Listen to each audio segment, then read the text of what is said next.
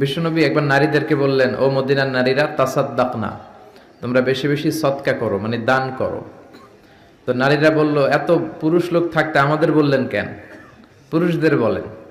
বিশ্বনবী বললেন, ফাইন্নি উরিতুকুন্না আকসারা আহলিন নার, আমি মেরাজের রাতে জাহান্নামে যেতে যাদেরকে বেশি দেখেছি তারা পুরুষ নয়, তারা ছিল নারী।